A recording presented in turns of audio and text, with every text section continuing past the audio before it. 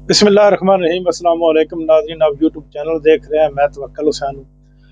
पाकिस्तान से कुछ ताज़ा तरीन और अहम तरीन खबरें जो इस वक्त मेरे सोर्सेस ने इकट्ठी की हैं वो मैं आपके सामने शेयर करने वाला हूँ।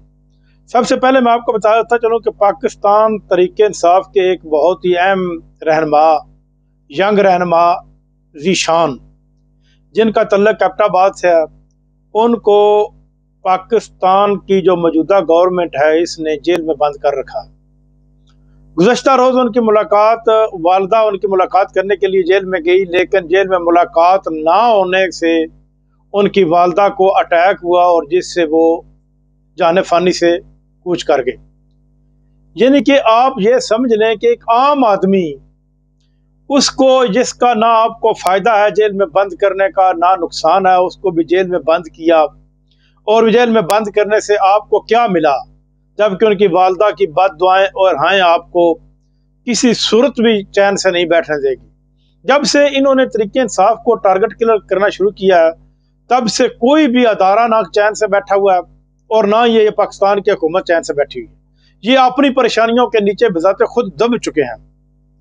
नाज़रीन, एक और खबर है जो मेरी आंखों के सामने से गुजरी, जो मेरे सोर्सेज ने इकट्ठी की है कि लाहौर हाई कोर्ट और इस्लामाबाद हाई कोर्ट में जो वकला का इलेक्शन होना था, उसमें पाकिस्तान तहरीक इंसाफ के जो वकील हैं वो सदर मुंतखब हो गए। लाहौर हाई कोर्ट का सदर भी पाकिस्तान तहरीक इंसाफ का वकील मुंतखब हो गया, जबकि इस्लामाबाद हाई कोर्ट के सदर भी जो है वो पाकिस्तान तहरीक इंसाफ का जो वकील रहनुमा वो मुंतखब हो गया।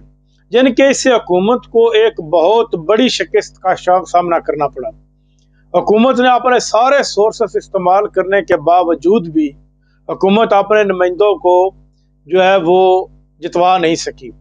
इस सारे खेल के पीछे जो इलेक्शन हुआ है बाहर हाई कोर्ट का, इसके पीछे जो काविश है वो इमरान खान के एक नुमाइंदा है इंतजार पजुत्था, उनकी बहुत बड़ी काविश है। जिनको अगवा भी किया गया था, उनके ऊपर जो है वो टॉर्चर भी किया गया, उनको बंद कोठरी में भी रखा गया, लेकिन उनकी काविश रंग ले आई और रंग लाने ये रंग निकला कि दोनों सदूर जो है वो पाकिस्तान तहरीक इंसाफ के जो है वो मुंतखब हो गए।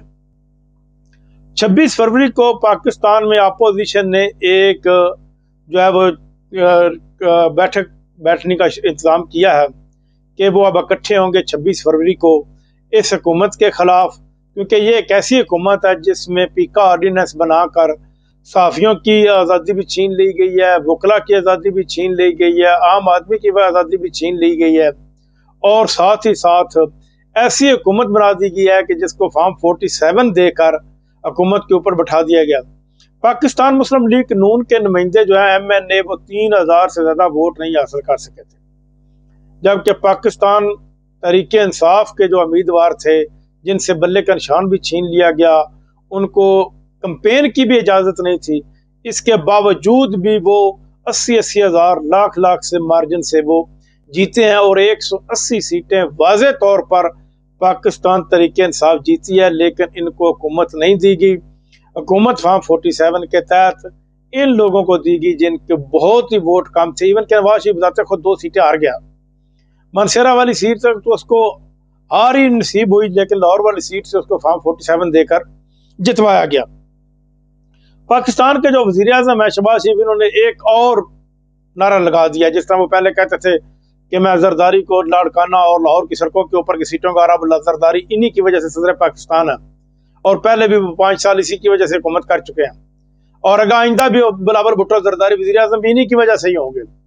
अब उन्होंने कहा कि मेरा नाम शहबाज शरीफ नहीं कि जगह मैं पाकिस्तान को इंडिया के मुकाबले में तरक्की में आगे लेकर जाऊँ। तो भाई साहब, आपको 500 या 1000 साल लग सकते हैं ऐसी जिस तरह आप तरक्की कर रहे हैं ना। पाकिस्तान की इस वक्त तरक्की की रफ्तार जो है वो 1% है, जबकि इंडिया की तरक्की की रफ्तार 6% है। आप अगर इस रफ्तार से चलते रहेंगे तो आपको 500 से भी ज़्यादा साल लग जाएंगे इंडिया का मुकाबला करते हुए। आप बहुत पीछे रह चुके हैं इंडिया के मुआशी लिहाज से। आपको $1 अरब चाहिए होता है तो आप IMF के तरले कर रहे होते हैं, मिन्नतें कर रहे होते हैं $1 अरब के लिए, जबकि इंडिया के एक आदमी के पास $1 अरब की इन्वेस्टमेंट है वो जो इंडिया में हो रही है। पाकिस्तान में इस वक्त किसान इत्तेहाद ने भी फिर इकट्ठा होना शुरू कर दिया, क्योंकि जो गंदम के रेट्स के ऊपर पिछले साल इन्होंने शब खून मारा था वो इस वक्त भी इनका मारने का इरादा है हुकूमत का, तो इसके खिलाफ किसान इत्तेहाद दोबारा मुतहद होने के लिए तैयार हो गया। और अगर वो दोबारा मुतहद होता है तो फिर ये हुकूमत के लिए एक नई मुश्किल, यानी कि हर तबका हुकूमत के खिलाफ अब उठ खड़ा हुआ है। नाज़रीन, जो पतन डेवलपमेंट अथॉरिटी है उसकी इमारत को सील कर दिया कि ये वो अथॉरिटी है जिन्होंने पाकिस्तान में जो 2024 को इलेक्शन हुए थे 8 फरवरी 2024 को, इसकी डीमेरिट्स को सामने रख कर बताया था कि ये 60 के करीब इन्होंने नए तरीके इस्तेमाल करके पाकिस्तान की असल हकदार अवाम और असल हकदार जो अवाम ने जिनको वोट दी थे वो तरीके इंसाफ है, उसको पीछे रखा गया। इमरान खान के ऊपर जो सोशल मीडिया इमरान खान के उसकी खबरों के मुताबिक इमरान खान के ऊपर मजीद सख्ती इन्होंने कर दी है। लेकिन अब ये जितनी भी सख्ती करते रहें, लेकिन उनके वकला ने तरदीद किया है कि अभी तक कोई इस किस्म का कोई चांस नहीं है, इमरान खान नॉर्मल की जिंदगी बसर कर रहे हैं। कि इमरान खान अब जल्द बाहर आएंगे, रमज़ान में आ जाएं या रमज़ान के बाहर आ जाएं, और जल्द आने के बाद अनकरीब दोबारा नए इलेक्शन होंगे, साफ शफाफ और मुनसिफाना, और जिसके नतीजे में इमरान खान दोबारा इस मुल्क की बागडोर संभालेंगे। अब तक के लिए इतना ही। अपना ख्याल रखिएगा। अल्लाह ने के बाद।